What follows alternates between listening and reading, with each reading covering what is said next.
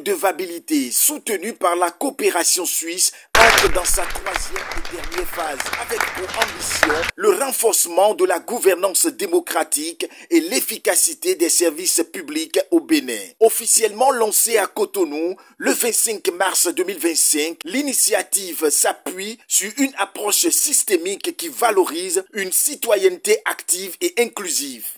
Il s'agit d'un programme innovant, holistique et qui se montre riche d'enseignements.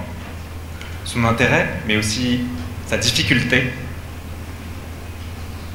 tiennent à promouvoir un travail qui cible l'ensemble du triangle de la redevabilité, c'est-à-dire de créer les conditions d'un dialogue entre l'offre, la demande de redevabilité et l'interface entre offre et demande.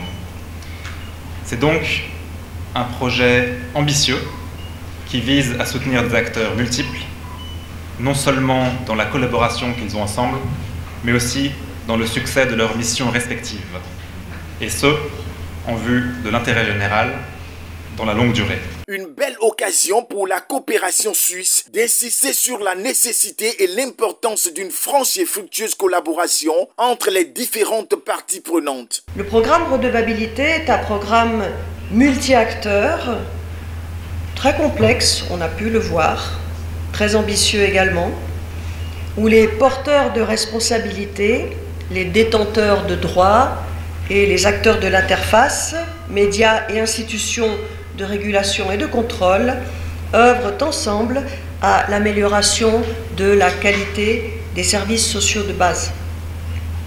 La phase 3, qui démarre, s'inscrit dans la continuité et vient consolider les acquis des deux phases précédentes pour la systématisation de la rencontre entre l'offre et la demande de redevabilité. La présente phase du programme Redevabilité devra rechercher un ancrage durable et institutionnel de la redevabilité avec l'adoption de la stratégie nationale de redevabilité et le renforcement du FOSIR, le Fonds de soutien aux initiatives de redevabilité, par l'État et par d'autres partenaires financiers. Dans une allocution empreinte de vision et de détermination, le ministre de la Justice a salué les progrès dans la mise en œuvre de ce programme qui s'inscrit en parfaite adéquation avec les priorités nationales. Ce programme qui vous a été présenté en long et en large et dont vous allez voir la déclinaison de la phase 3 dans les années à venir est la preuve, s'il fallait encore en dire plus, de l'excellence et la relation qu'il y a entre la Suisse et le Bénin. Le programme Redevabilité dans ce contexte est intervenu avec une autre dynamique qui était celle de réforme du gouvernement du président Patrice Talon. Ces deux axes donnent aujourd'hui des résultats évidents, des résultats que vous voyez. Ces avancées démontrent que le programme Redevabilité s'inscrit en parfaite adéquation avec les priorités nationales et contribue activement à leur mise en œuvre.